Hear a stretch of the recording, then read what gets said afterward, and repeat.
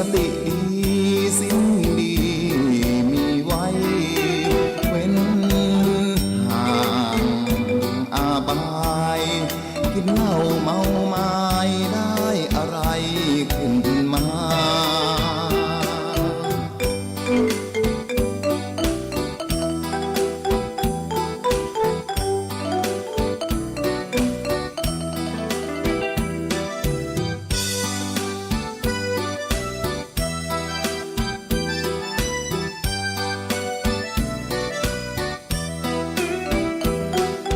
ใจเราต้องทำใจมั่นคงพากันมุ่งตรงตามพระธรรมาสนับสนุนแต่เรื่องดีดีกว่าเรื่องสุรพุทธคุณวางไว้กลางกล้าวเพื่อป้องกันเหล่าไพลินสิ้นทั้งหลายธรรมคุณทูลวางไว้กลางใจเพื่อช่วยให้หูทั่วถึงชั่วดีสังฆคุณทูลไว้ในชีวิตเพื่อช่วยพิษปลดทุกข์เป็นสุขีด้วยบุญอภิวันอัญชลีสวัสดีโดยการนิรันดร์เทิน10 นิ้วกราบแนบใต้ไหวสาปารมีธรรมในครูบาอาจารย์พระมหาเถรานุเถระท่านเจ้าคณะพระสังฆาธิการทุกรูปทุกตนขอความสุขความสวัสดีในธรรมะแห่งองค์สมเด็จพระสัมมาสัมพุทธเจ้าจงมีแก่บรรดาสาธุชนท่านผู้ฟังทุกท่านที่ได้มีโอกาสเปิดวิทยุรับฟังรายการเสียงธรรมก่อนรับตาทางสถานีวิทยุเพื่อการศึกษาพระพุทธศาสนาและวัฒนธรรม FM ความถี่104.50 เมกะเฮิรตซ์ส่งสัญญาณจากวัดจังกำสู่สถานีแม่คายใหญ่วัดฝ่ายหินตำบลสุเทพอำเภอเมืองจังหวัดเชียงใหม่เมตตาในท่านพระครูสามุวิสุวัฒน์วรกิโจท่านเจ้าวาดท่านผู้อำนวยการวิทยุแห่งนั้นถวายเวลาเพื่อธรรมภาพตามวาระโอกาสและแต่ละรายการนี้เป็นรายการเสียงธรรมก่อนรับตา5 นาทีถึง2 ทุ่มโดยประมาณถ้าบัดนี้ศาสนกิจหรือมีการถ่ายทอดอันใดรายการนี้ก็มีเป็นประจำทุกวันเสียงน้ำเสียงธรรมเสียงก้องเสียงกองเสียงมองต่ำเข้าเสียงพระเจ้าพระสงฆ์อธิบายขยายธรรมะเป็นปฏิการะตอบบุญแทนคุณเข้าน้ำกับบรรดาสถานาบุญทุกคนทุกท่านที่ได้มีโอกาสเปิดวิทยุรับฟังรายการนี้และรายการอื่นๆตามลำดับรายการทุกๆเมื่อค่ำยามแรงเราก็จะได้ฟังรายการเสียงธรรมก่อนรับตาเบื้องต้นก็จะได้นำพาญาติโยมกราบพระไหว้พระโยขันแก้ว5 โกฏากแล้วก็จะได้อู้ธรรมะเป็นลำดับลำดาไปเบื้องต้นนี้กราบ1กราบ2กราบ3กราบ4กราบ5อะระหังสัมมาสัมพุทโธภคววาพุทธังภควันตังอภิวาเทมิกราบสวากขาโตภควตาธัมโมธัมมังนามัสสามิกราบสุปฏิปันโนภควโตสาวกสังโฆสังฆังนามามิกราบมาตาปิตุคุณังอหังวันตามิกราบคุณูปการีวันตามิกราบกราบพระพุทธกราบพระธรรมกราบพระสงฆ์กราบระลึกถึงคุณพ่อคุณแม่กราบระลึกถึงคุณของครูบาอาจารย์ต่อไปก็ตั้งอกตั้งใจโยขันแก้ว5 โกฏากเป็นลำดับไปเนอ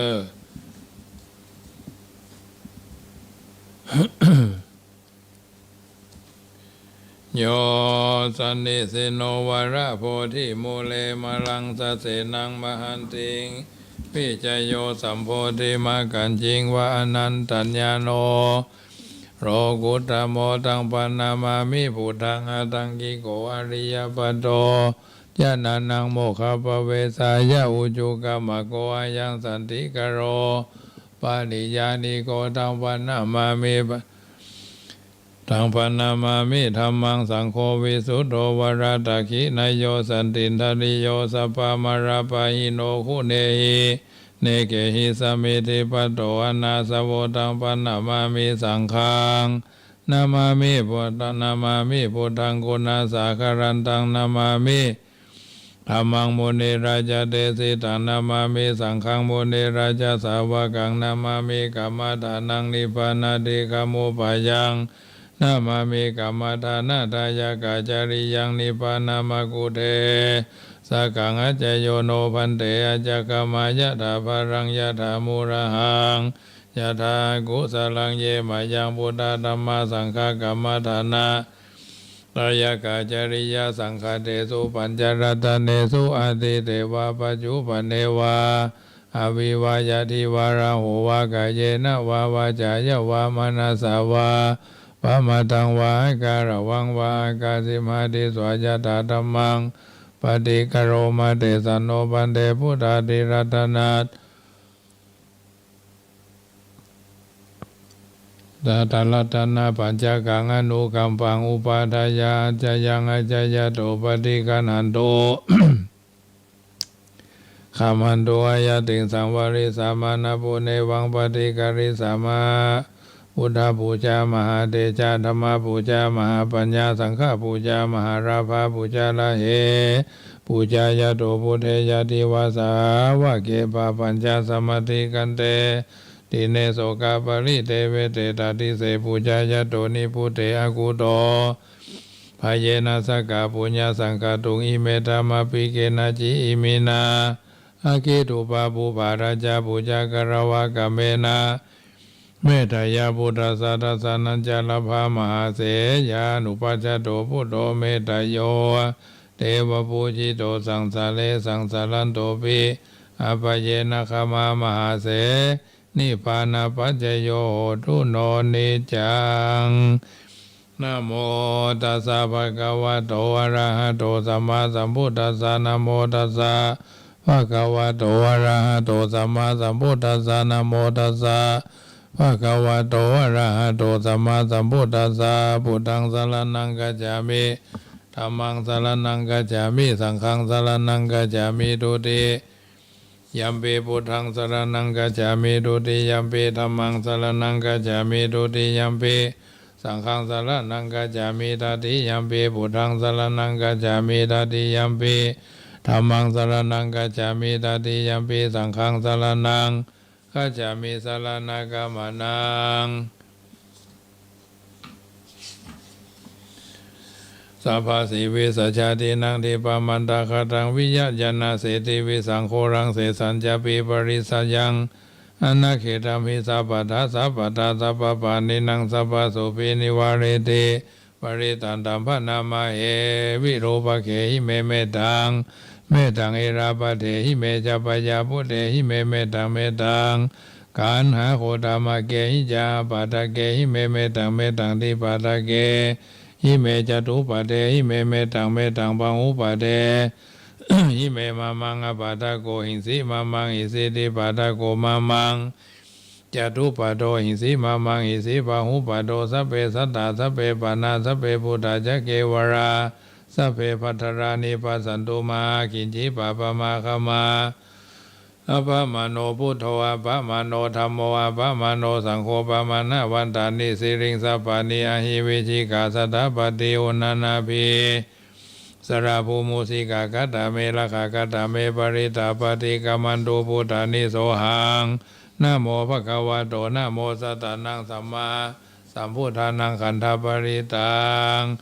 ยะสานุสรเนนะภิอันตริเขปิปานิโนปฏิธรรมติกาจันติภูมิยังวิยาสัพพะสัพพุปัตตวาจารัมหายะขะโจราภิสัมภวะคณานานาจมุตตานังวาริตันธัมภนามาเหเอวเมสุตังเอกังสมายังภคะวาสาวัตถิยังวิหารติเยตะวันเนอนานาบินดิกัสสะอาราเมตระโขภคะวาภิกขุอามันเตสิภิกขโวติปะทันเตติ เตภิกขุภควโตปัจจโสสงฆ์ภควายตาตโวจาบุตาบุพังภิกขเวเทวาสุรสังคโมสมุปยุลาโหอโหสิยาตาโค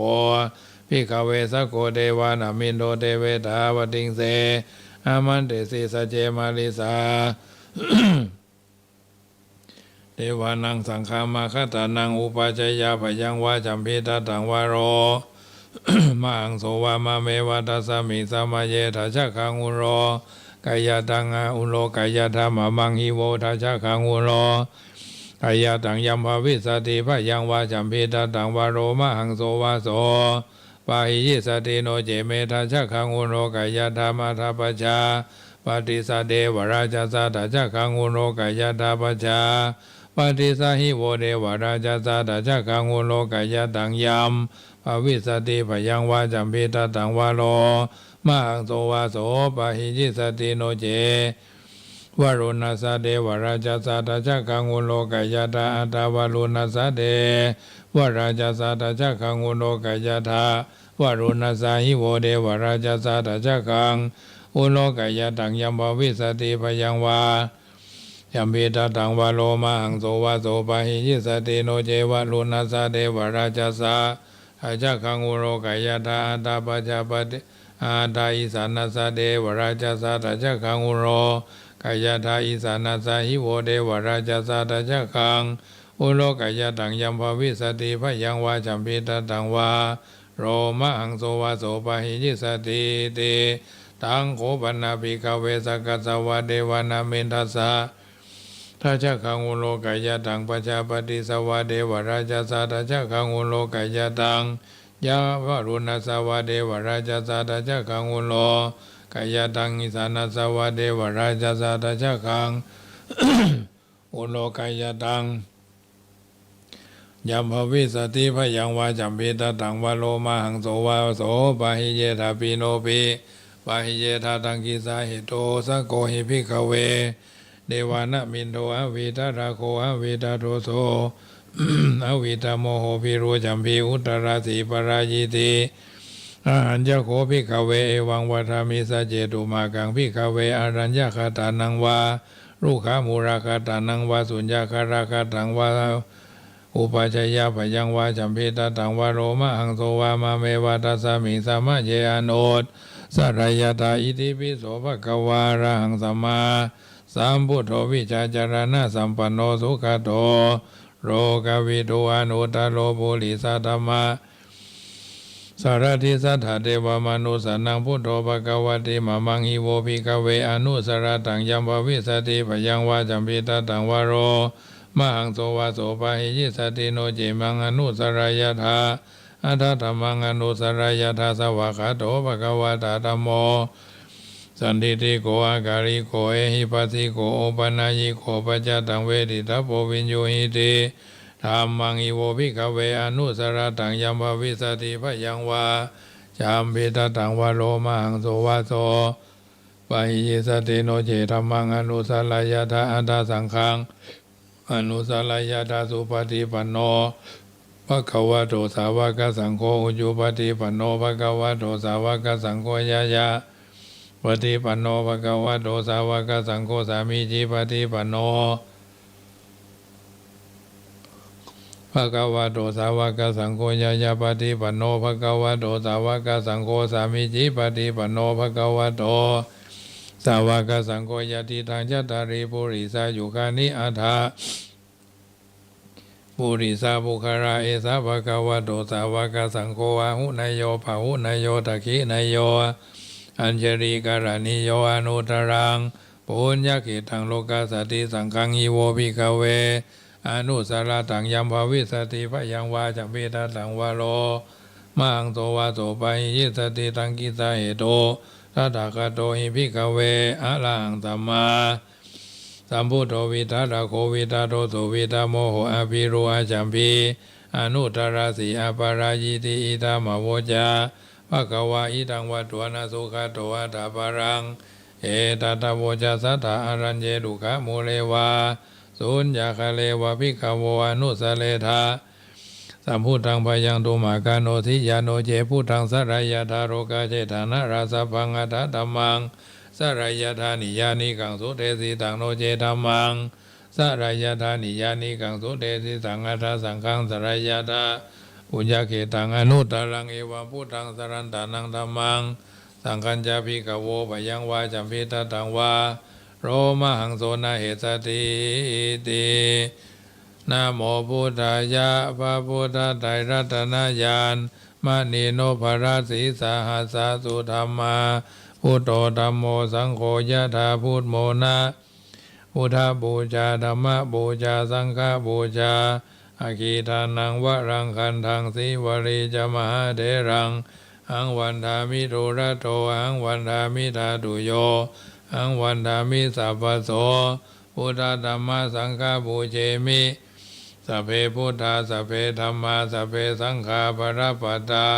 ปัจเจกานันจะยังพรังอรหันตานันจะเตเจนรขังวันดามิสัพพโสพุทธังอธิฐามิธัมมังอธิฐามิสังฆังอธิฐามิสัมปติจามินาสังสีโมพระมาจมหาเทวาสัพเพยขาปรายันติพระมาจมหาเทวาอภิลาภาภวันตุเมมหาปุญโญมหาราโภภวันตุเมมิเตภาหูหาติพุทธมาโอนะโมพุทธายะวิระทะโยวิระโคนายังวิระหิงสาวิระทาสีวิระทาสา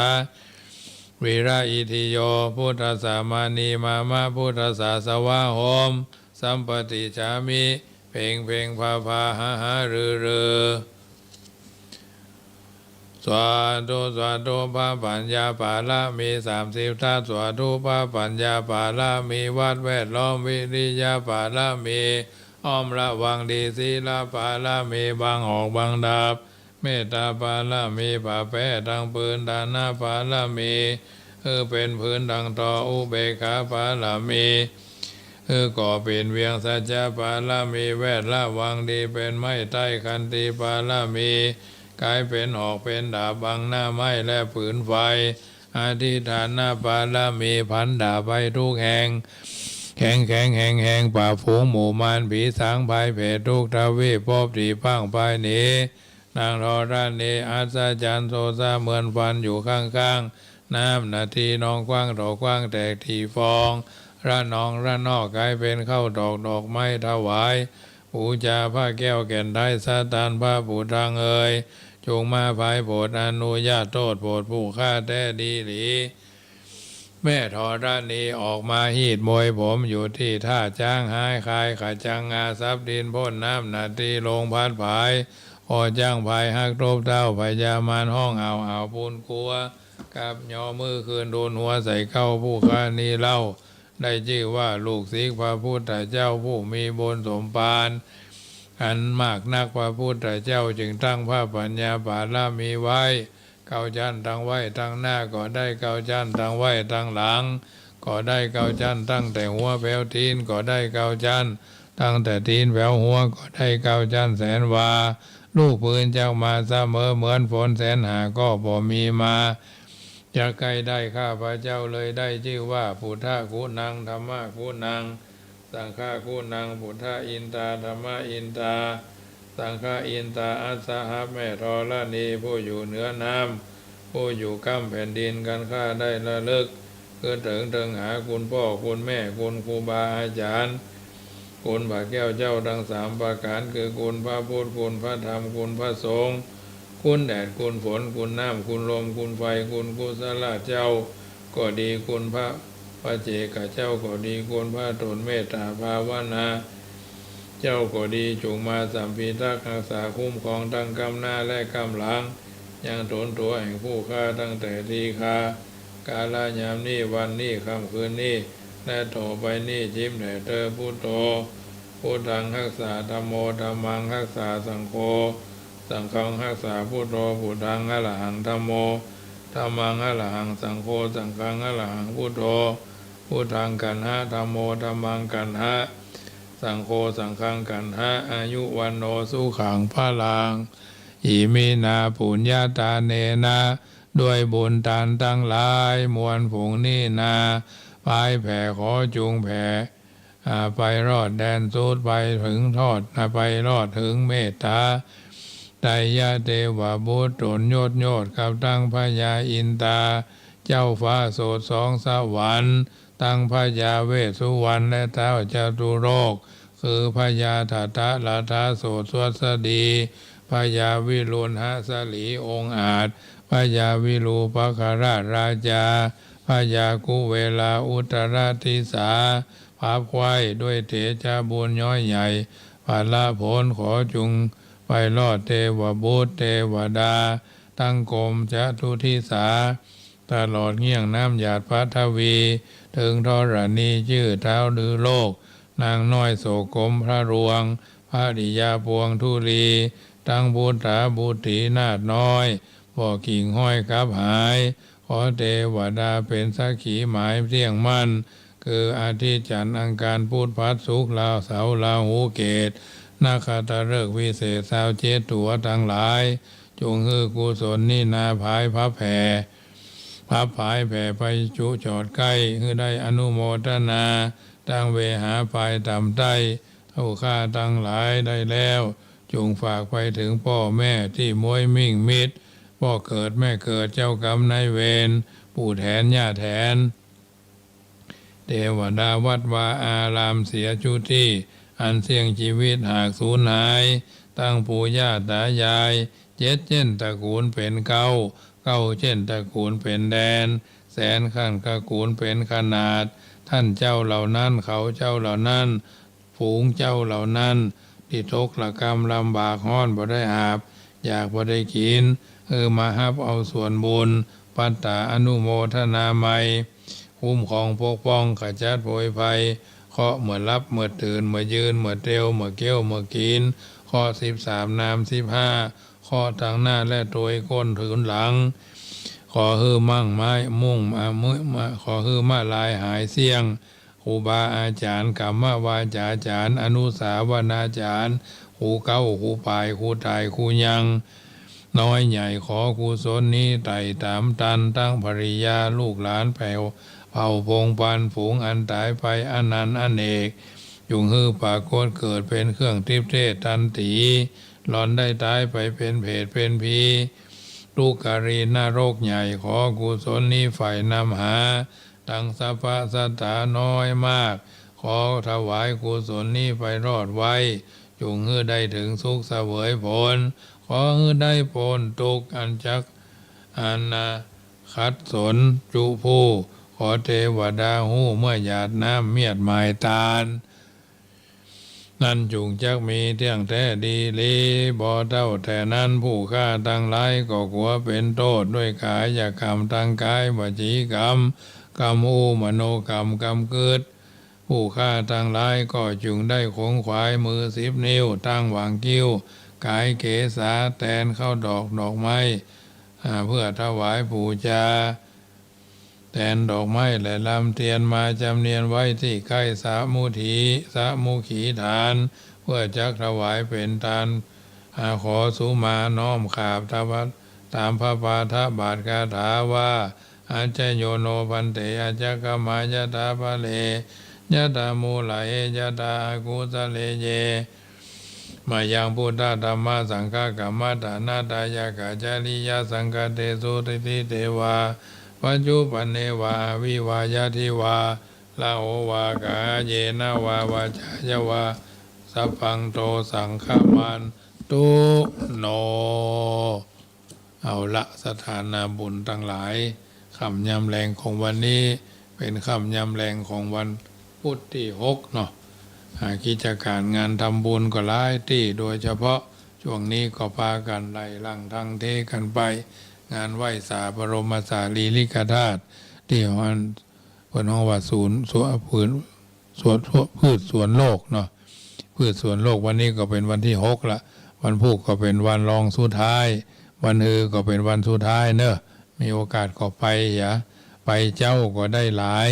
ไปขวายก็ฮ้อนไปบ่ายก็ไม่ญาติโยมทั้งหลายไปเมื่อคืนก็ยังแควน้อยมันเดินทางไกลญาติโยมทั้งหลายไป เจ้าได้หลายไปขวายมันฮ้อนไปบ่ายมันไหมไปเมื่อค่ำยามคืนมันพอหันบะพอบะหันหนทางเนาะอันตรายฉะนั้นไปไหนก็ยังแควนไปแต่เจ้าเลยไปแต่เจ้าเนี่ยยังก็จะไปพัดวันประการพุ่งจะไปอ้างหั่นอ้างนี่จะไปสืบผูกสืบฮือไปก็ไปเลยเนาะไปไหนก็ใส่ข้าวตอกดอกไม้ไปเหียไปไหว้ไปสาวันตาเมโพธังธรรมังสังฆังวันตามีเจติยังสัพพังสัพพทาเนสุปฏิทิตาทิสุปฏิทิตาสาลีลาธาตุโยเกสาธาตุโยอรหันตาธาตุโยเจติยังกันทากูติงจะโตราสีติสาหัสเสธรรมขันเทสัพเพสังปาทาเจติยัญจะอ้างวันตามิสัพพะโสข้าพเจ้าได้ไหวได้สาได้สักการะบูชาสรีลาธาตุสัพพะร้อยอันปันอย่างอยู่ในหันโมดไหวนี่ก็ได้รอบหนึ่งก็อิติปิโสรอบสองก็สวาคาโตรอบสามก็สุปฏิปันโนทุกวันนะเพราะฉะนั้นญาติโยมสาธุชนมีโอกาสก็พากันไปก็ไปนะไปขึ้นมาได้หันได้หู้บางขั้นก็มีปากพอแพบออกมาว่าโอ้ไม่ยิงว่าใกล้พระบรมสารีริกธาตุคนที่เพิ่นห้อยพระธาตุนั่นนะเพิ่นเป็นเจ้าหน้าที่บริลักษ์เนี่ยบรรณาลักษ์อย่างที่เพิ่นดูแลพระธาตุบางทีบางครั้งไม่ยิงเพื่อก็ละเอียดนะบางคนนั้นมันปากนักปากยาวคนนี่มันปากยาวเหลือปากกาก่อนเอาเท่าปากกานี่มดก็จ้งเอาขว้างปากคนนี่มันหึ่มจบได้กินมันก็เดือดบ่ได้กินมันก็เดือดกินอิ่มมันก็เดือดยิ่งบางคนโอ้บ่อบ้านแซมย่อยจมนะบางบ้านก็แม่บ้านจ้อยจมเนี่ยมันเป็นธรรมชาติของมนุษย์อาตมาภาพก็เคยเจอครูบาอาจารย์ที่เพิ่นย่อยนะแบบเฮาก็เตียวหนีเฮียพ่องดากอย่าต้องไปว่าอย่างเพิ่นน่ะเขาก็ทำเป็นเอาแง่วนำหน้านะไปไหนก็แล้วแต่มันจะได้หู้จะได้หันอยู่ด้วยกัน3 วัน 7 วัน3 เดือน 7 เดือน3 ปี 7 ปีนะเพิ่นเขาว่าคนคือพอ7 เดือน 7 ปีจะหู้ที่ดินแปลงบ้านแปลงจองที่อยู่ที่อาศัยเนี่ย3 เดือน 3 ปีก็หู้เนาะจะเล่าจะดัดจะอัดจะไอ้มันถึงมีมันหรอกแต่คนนี่มันต้องใช้เวลาน้อยเพราะคนเป็นสัตว์ประเสริฐเป็นสัตว์ประเสริฐใจสูงมนุษย์บวกอุจจยะเป็นมนุษย์ยะผู้มีใจสูงนะญาติโยมทั้งหลายเพราะฉะนั้นบางทีบางครั้งไปไหนยืดยาดอืดอาดนะเพราะว่าไปไหนจักแมวออกจากศาสตร์จะไปไหนแต่ละเทื่อโอ้คนอื่นได้มารอมันบ่ค่อยเหมาะเท่าใดนักทูเจ้าพระเนนเฮาก็เหมือนกันเนาะจะไปไหนก็ต้องคล่องน้อยต้องเตรียมตัวเป็นหัวหน้าทั้งนั้นข้อ1ข้อ2ข้อ3นี่ต้องคัดเพิ่นเฮาว่าคัดชุมนุมเทวดาเนาะสักเคเมืองก็เอามาใจกันเนี่ยพ่องจะไปกินหม้อลำไปบ่ต้องไปเติมเพื่อเพิ่นนาพอจานก็เหมือนกันธรรมยิยะธรรมนิยามตังโพธรรมังคลังบ่ต้องไปว่าวิปติไปเถอะมันเลยฉันนะอย่างของเพิ่นไปนะเพราะฉะนั้นมีโอกาสก็ไปใส่ใจสนใจพิธีกรรมพิธีการลำดับขั้นตอนเนาะจุดธูปจุดเทียนด้านซ้ายจุดเทียนด้านซ้ายจุดเทียนด้านขวาจุดธูปถวายขันศีลว่าพร้อมกันอีวิสูงก็แยกข้อรักษาติสรณเนนะสาข้อเดียวไปหมดเนี่ยบางทีบางครั้งบางเหือเขานี่เพิ่นมีขันสูมาโดยเนี่ยไปไหว้ไปสาไปสักการะบูชาพระบรมสารีริกธาตุก็จะไปบัดดายเมื่อปี2544พระบรมสารีริกธาตุก็มาที่วัดพระพุทธบาทตากผ้าอาตมาจำได้ว่าเดือนมิถุนาทั้งเดือนนะเพิ่นมาที่วัดพระพุทธบาทตากผ้าตอนนั้นอาตมาภาพยังจำภาษาอยู่ที่วัดน้ำบ่อหลวงมหาวนารามจำได้อยู่นะญาติโยมเป็นคนที่ไม่ลืมนะมาใส่ใจสนใจมันถึงได้เขาบ่ใช่ว่าปล่อยไปเวลามันผ่านไปบ่ได้ทั้งนี้ทั้งนั้นเขาต้องใส่ใจสนใจอันใดที่มันสำคัญเลข13 หลักเขาจำได้ก่อยเลขสำเนาทะเบียนบ้านเขาจำได้ก่อยเกิดพ ศฝรั่งเขาเกิดพศหยังอย่าลองจำเมื่อได้นะญาติโยมทั้งหลายเขาเป็นคนไทยหรอร้องเพลงชาติกอไก่ถึงฮอนูฮูกอย่างทำนองเนี้ยมันเป็นการฝึกสมองเจ้าได้หันหลวงพ่ออันวัดทั่วที่เชียงรายที่พะเยาเพิ่นเทศทำเนี่ยเกี่ยวกับงานออกเมนพระราชทานเพลิงศพท่านพ่อครูท่านเจ้าคุณพระราชธรรมอลังการดวงจันทร์อดีตเจ้าวาดวัดขตึกวัดนั่นนะเชียงลำปางเพิ่นเผาเป็นวันที่2เนี่ยที่1ที่2เนี่ยก็หันเพิ่นเทศเพิ่นก็เป็นข้อเตือนจิตสกีใจคนเฮานี่เกิดมาถึงเตื้ออายุ14ถึง68นี่นะตายไปแล้ว20% 68ถึง89นี่นะตายไปแล้ว 60% อาจจะตายไปแล้ว 80% น่ะเนี่ย89ไปจนถึง90นี่เหลือ20% 90ขึ้นไปก็เหลือ 2% เนี่ยเพิ่นว่านะอันเนี้ยเราต้องหันได้ยินแล้วก็ใจหาย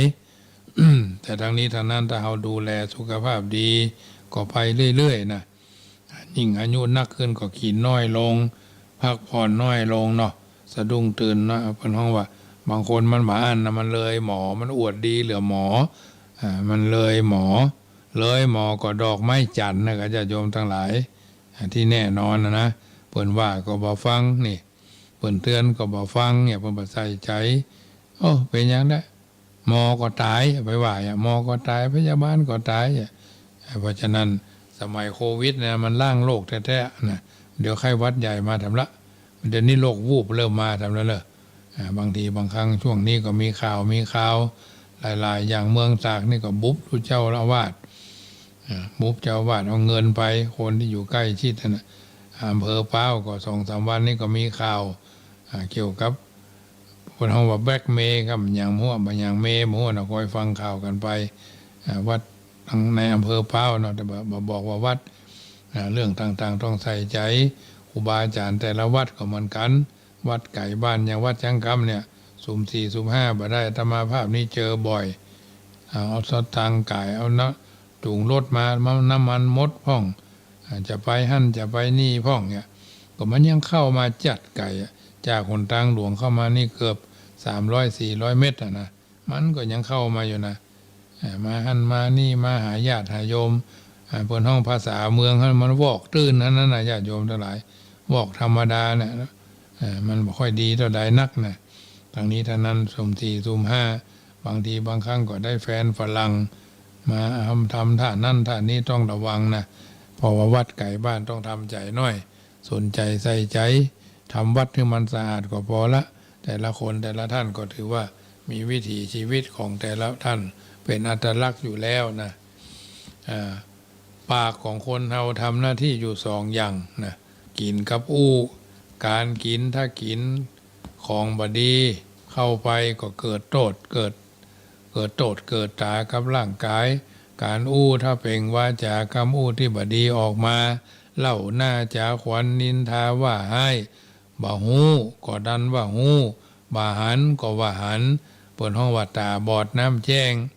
บ่ฮู้ก็ว่าฮู้เปิ้นฮ้องว่ากิ้วหนาตาฮึกประเภทนี้นะก็เป็นโทษของผู้อู้ขึ้นลงขึ้นศาลฟ้องร้องกันก็เพราะคำอู้นี่แหละได้ยินเขาว่าในน่ะได้ยินเพิ่นว่าทำนองนั้นน่ะเป็นกิริยาอย่างหนึ่งคือเป็นการกระทำหรือพฤติกรรมเพิ่นฮ้องว่ามันเป็นสันดานเดิมที่แก้ไม่ได้นะคนที่เล่าหน้าจาขวัญมาวัดก็เล่าตุเล่าพระ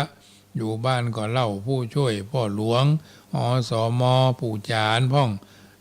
ตำรวจบ้านพ่องอย่างต่ออย่างประธานอสม.พ่องอีกไปอบรมประชุมที่ที่นี่เขาเล่าหัวหน้าเล่านายกเล่าสทเล่าสอปตเล่าสารวัตรกำนันเล่ากำนันมันถึงได้เล่าเราเนี่ยล่าตำล่าเล่าแถวเพื่องสูงพุทธนินทาว่าหันวันหู้มดหมู่ไทยรัฐนี่นะหมู่ไทยรัฐหมู่เหลือทั้งหลายพวกเนี้ยบ้านอย่างหม้อที่นอนอย่างมุ้งกัดอย่างมุ้งสุนัขอย่างมุ้งหมาเนาะเข้าใจหันใจหมดอ่ะนี่เป็นเรื่องที่เพิ่นฮ้องว่าทุจริตในคำอู้ตามหลักพุทธศาสนาพระองค์แบ่งลักษณะว่ายุวาจีทุจริตอู้พจน์มาอู้บาแต้ ถ้าประพฤติเป็นนิสัยก็มีโทษอย่างต่ำทำให้เป็นคนหมดราคา มีกล้ามีสิทธิ์ในตัวมีไผเชื่อถืออู้ส่อเสียดนำกรรมของคนอื่นฝ่ายนี้ไปอู้ฝ่ายพูนกรรมฝ่ายพูนมาอู้ฝ่ายนี้เป็นห้องว่านกสองหัวมาสองเจ้าเบาสองนายควายสองต้างัวสองนอกเนี่ยมาแตกแยกกันความสามัคคีกันอู้หยาบบ่ไพเราะคำอู้ที่ออกมาระคายหูผู้ฟังเคืองใจผู้ฟังถ้าคนอู้หยาบเสมอนิสัยอย่างต่ำโทษทำให้เป็นคนหยาบคายเป็นคนขั้นต่ำเป็นคนบ่มีสมบัติผู้ดีเพ้อเจ้อก็หมายว่ามีแก่นสารทำให้เป็นคนเพ้อเจ้อบ่มีไผเชื่อถือมีโทษอย่างต่ำทำให้คนเลาะและโลเลอย่างกลางมีภัยเก่งนับถืออย่างสูงก็เป็นคนสันดานติดตามตนไปได้ชาติต่อไปในที่นี้อยากจะอู้ถึงการอู้คำหยาบพิสดารออกไปแถมสักเล็กน้อยการอู้คำหยาบนี้แบบได้หมายความเอาเฉพาะในการใช้วาจาที่สุภาพรวมไปถึงการด่าด้วยคำด่าด้วยคำวาจาสุภาพถ้าเป็นบาปก็โดยเฉพาะการด่าผู้ที่บ่ควรด่าเช่นด่าพ่อด่าแม่ด่าครูบาอาจารย์ด่าท่านผู้มีพระคุณด่าพระพุทธพระธรรมพระสงฆ์ด่าที่มันบัดใจหูแท้เพิ่นห้องว่าหมอเถื่อนทั้งหลายหมดเนี่ยเอากำเหนือกำใต้จะไล่ละจะอันนั่นละจะอันนี้ละถึงทำบุญละเนี่ยอันนี้ตัวเองก็ถึงบัดทำอยู่แล้วนะชัดเจนบ้านตัวเก่านี่ยุ่งอย่างขนมเส้นหาเงื่อนหาผมปะสนใจแต่เรื่องคนอื่นหน้าตาเนื้อตัวทองเป็นตาที่พอยังผีพอยังซากผีบางเทื่อนะหมู่ที่เล่าคนอื่นดีๆนั่นน่ะหมู่มันเปิดห้องว่าด่าเนาะผีด่ามันหน้ามันถึงจะเป็นอย่างนั้นประเภทหมู่นี่น่ะยำพระทันตาเนี่ยนะเคยมีตัวอย่างหลายชาติเช่นจังหวัดท่านจังหวัดนี่เพราะฉะนั้นท่านผู้รู้จึงได้กล่าวเอาไว้ว่าไปใกล้ไปคบนะหลีกมาคือพอศอกหลีกวอกคือพอวาหลีกคนปากพอดีไก่เท่าใดเท่านั้นนะเพราะฉะนั้นคนทุกชาติทุกภาษาชอบสุนทรพจน์มาชอบทุพาษิตพจน์แม้ต้นไม้ก็ชอบคำไพเราะอ่อนหวานสัตว์เดรัจฉานก็ชอบคำอู้เพราะครับเคยหั่นสุนัขเคยหั่นคนเลี้ยงหมาไว้ตัวหนึ่งเป็นลูกตัวน้อยๆเป็นลูกหมาน้อยๆเข้ากับเนื้อวันละ2 เวลาวันหนึ่งต้องไปคิดนอกสถานที่สั่งละอ่อนจัดข้าวต้มเนื้อสุนัขกินดาอ่อนก็ต้มแล้วผสมข้าวใส่จานมันพร้อมทั้งด่ามันว่าอ้าวแดกเหี้ยนี่เนาะหมานะนี่หมาเท่านั้นเองมันไม่ยอมกินข้าวเช้าเย็นจนปิกเจ้าของมันปิกมาหั่นข้าวและเนื้อยังอยู่เหมือนเดิมและหมาตัวนั้นก็มาหมอบอยู่ตรงหน้าน้ำตาคอเบ้าถามเข้าไปกันทันทีว่ามันถูกรังแกจึงห้องละอ่อนมาสอบละอ่อนก็สารภาพว่าด่ามันว่าอ้าวแดกเหี้ยเท่านั้นเองข้าพเจ้าก็เลยต้องขอโทษแทนคนและปลอบโยนมันก็จึงยอมกินข้าวเนี่ยหมาแท้ๆสัตว์เดรัจฉานแต่มันก็ยังบ่ชอบกรรมด่าเพราะฉะนั้นมนุษย์โดยกันก็บ่ควรประหารด้วยวาจากรรมด่าสุภาพสตรีชาวอเมริกาคนหนึ่งทำการทดลองเกี่ยวกับต้นไม้พบว่าต้นพืชที่เธอต้องร้องเพลงให้มันฟังกับใหญ่โตแสดงว่าวาจาที่เพลงออกจากปากมีพลังแสนยานุภาพกระตุ้นให้เกิดความเสื่อมความเจริญได้บอกว่าพืชและสัตว์อันเนี้ยเป็นต้นญาติโยมสาธุชนท่านผู้ฟังทั้งหลายจึงนำมาอุเอิญเจริญพรเป็นปฏิพรกับสถานาบุญทุกคนทุกท่านฟังแล้วก็นำไปเป็นคติเตือนจิตสุภาษิตเตือนใจของเฮาสม่ำเสมอจักมาได้ถลำผิดพลาดคลาดเคลื่อนในการเดินทางชีวิตของเฮาท่านทั้งหลายเดินทางชีวิตแต่ละวันก็ขอให้ไปถึงจุดหมายปลายทางที่เฮาควรจะไปควรจะมีนึกสม่ำเสมอว่าสัตว์ในโลกาเกิดมาบอกแล้ว สังขารแก่แล้วมันตึงบ่ไหวเปลี่ยนไปเตื้อนิดชีวิตจิตใจเนื้อตัวคิงใบพอในให้ด้านยักเนี้ยการยั้งการลวงการบ้านเป็นที่รำคาญเมื่อยล้าปวดตัวฟังตาสมองสั่งจ้าสันเตื้อเหมือนบ้าปาลาเอาของไว้ปุ้นชนเทวเสาะหาว่าเมื่อแต่ว่าเอามาไว้นี่คนเอามนุษย์เป็นเอาเป็นอย่างอี้จะลามีมาชั่วพบ40ลืมหน้า50ค่อยครบทบบวกเข้าลงลืมเป็นอย่างอี้แต่ไผบ่ต้องฝืนมาหนึ่งนังเป็นไปอย่างอี้อนิจจกรรมนำมาก่อนกี้มันหากติดมาบีบคั้นอันว่าสังขารธรรมชาตินั้นมีในตัวหั่นเนินนาย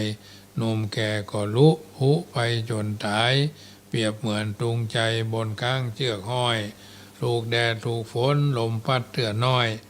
บุดหล่นลงดินย่อยยับหนุ่มแก่ทั้งหลายไปภัยเพียที่พับรับธาตุสี่เสี่ยงหมดไปสัตว์โลกเหล่านี้ไม่ย่อมสุดวิสัยมันจักเป็นไปตามกรรมขีดเส้นมีหมอมียาวิเศษบ่เล่นสุดจักเยียวยาและไทยปางเมื่อเป็นคนทำบุญเอาไว้ก็เพื่อจะได้ผลดีจิตใจนั้นสดใสผ่องสีทำแต่ความดีละชั่วได้ชั่วและดีเป็นเหมือนเทียนใต้ติดตามตัวไปบ่ห่างถึงตัวเฮาตายมาลายม้วยมั่งยังมีสิ่งอันความดีเหลือฝากเอาไว้ในโลกโลกีว่าเฮายังมีที่ดีไว้อวดอ้างจะไปสวรรค์ก็ควรสรรสร้างโอนต่างไปบนจันฟ้าฟังทำความดีอย่ารีรอจ้าเวลาบ่ท่าเฮานาอายุคนนั้นมันสั้นแต่หนาบ่ฮู้เวลาวันตายเน้อเจ้าทำบุญกุศลอย่ารอฮื้อเท่าหนุ่มสาวคิงเราได้พร้อมขอโทษเอาอาไว้สานอบน้อมขอผงข้าวก้อมซอยใหญ่ที่เอาไว้ร้อนบ่ถูกใจก็ขออภัยหอมยับเสียเท่าอี้ก่อนและนายเอ๋ยฮิหาไปเตอะบ่ต้องไปขอยเงินเต้ากองดอยเอาไปโดยถึงบ่ได้เอาไปโดยถึงบ่ได้เลขมาฮื้อพอศอกหลีกวอกฮื้อพอวาหลีคนปลาไก่เท่าใดสบายใจเท่านั้นญาติโยมทั้งหลายรายการเสียงธรรมก่อนรับตาก็มาถึงช่วงสุดท้ายก่อนนำรายการจากท่านไปก็ขอบอกเอิญเจริญปอนเนอวัดจังกำเชิญร่วมทำบุญส่งลูกส่งหลานมาบรรพชาอุปสมบทช่วงพิเทอมภาคฤดูร้อนปีนี้ก็เลื่อนไปเป็น1 เมษาถึง20 เมษาเนาะจะได้ทอดผ้าป่าสมทบทุนบูรณะห้องน้ำซึ่งห้องน้ำสำหรับพระเนรเนาะของชาวบ้านก็จะได้แยกห้องน้ำเดิมมันมีก็เกิน20 ปีไปแล้วมันค่ำค่าเคยประชาสัมพันธ์คนละเล็กคนละน้อยงบประมาณในการบูรณะก็สลาเพิ่นก็ห้องละ 5,000 บาทบางคนก็หอมท็อปหอมแท็บก็มีบางส่วนที่ยังขาดเหลืออยู่นักวันที่13 เมษายนก็จะทอดผ้าป่าเนาะ2,567 กล่องละ99 บาทนี่นะ2,567 กล่องละ99 บาทอันนี้ก็ที่เอาที่สบายใจมีญาติโยมหลายคนก็หอมกันมาบางท่านเพิ่นก็เป็นเจ้าภาพเป็นห้องอาตมาภาพก็เป็นห้องหนึ่งก็ประมาณ 5,000 บาทหมายมีว่าซื้อชักโครกอย่างเรียบร้อยเดิมมันเป็นชักโครกต่ำเนาะเป็นนั่งยองชักโครกนั่งยองมันบะคนรุ่นใหม่นี่ยังว่านะมันนั่งแทบแท้ก็ไม่ได้ต้องเป็นนั่งชักโครกน้ำลาดก็ชุดห้องละประมาณ 5,000 บาทก็10 ห้องเนาะอาจจะเอาไว้แยกส่วนกับพระเนรกับญาติโยมเป็นจ้าเป็นหน้าเลยก็เลยดำริทอดพระป่าได้ต่อได้ก็จะมันเตญาติโยมวันที่13 เมษายนเนาะตอนเจ้าเขาก็จะทอดพระป่าสืบชะตาแล้วก็ทอดพระป่าเรียบร้อยส่วนท่านใดจะบวชพระเพกตูก็สามารถแจ้งความประสงค์ได้หรือจะเป็นเจ้าภาพบวชพระเพกตูแต่ว่ามันเชิญก็โยมบ้านต้นเพิงแม่แรงเพื่อขอฮักจองเอาไว้1 ตน ตู้เจ้านี่ตน3,000เนาะ3,000นี่อย่างว่าก็ไม่ใช่ได้อย่างญาติโยมทั้งหลายต่อบาทนี่ก็1,200ละผ้าก็ผ้าแห่ง1,500มันไปแต่ใดละญาติโยมรับแทบนะมันไม่ใช่ว่าง่ายๆนะสมัยนี้นะต้องยื่นเอกสารเอาลูกเอาหลานเอาคนที่มาบวชมาปะที่วัดช้างกำเหี่ยก่อนทางนี้ทางนั้นกับวันที่1นี่ก็ที่แจ้งความประสงค์นี่ก็มีประมาณ3 ตนเนาะประมาณ3 ตนที่เพิ่นจะมาเป๊กมาบวชเนี่ยนะตู้เจ้าตนรับ3,000เนนตนละ1,700ภัตตาหารเจ้า1,700ภัตตาหารเพล2,500น้ำดื่มตลอดวัน1,200นี่ก็หรืออื่นๆข้าวสารอาหารแห้งได้เลี้ยงคนให้บวชคนให้เป็นพระบวชคนให้เป็นพระเป็นผู้ประเสริฐในบวรพุทธศาสนาถวายเป็นพระราชกุศลในกรมสมเด็จพระเทพรัตนราชสุดาพระกนิษฐาธิราชกรมสมเด็จพระกนิษฐาธิราชสยามบรมราชกุมารีสมเด็จพระเทพรัตน์นั่นแหละพระองค์ท่านก็จะเจริญพระชนพรรษาวันที่2 เมษายนโดยเพราะฉะนั้นนี่ก็แจ้งประชาสัมพันธ์ให้ทราบตอดพระป่า2,567ของละ99 บาทเท่าใดก็ได้แล้วเด้อตั้งแต่10 บาทขึ้นไปเนาะอันนี้ก็มีโอกาสก็กินก็ต้านกันได้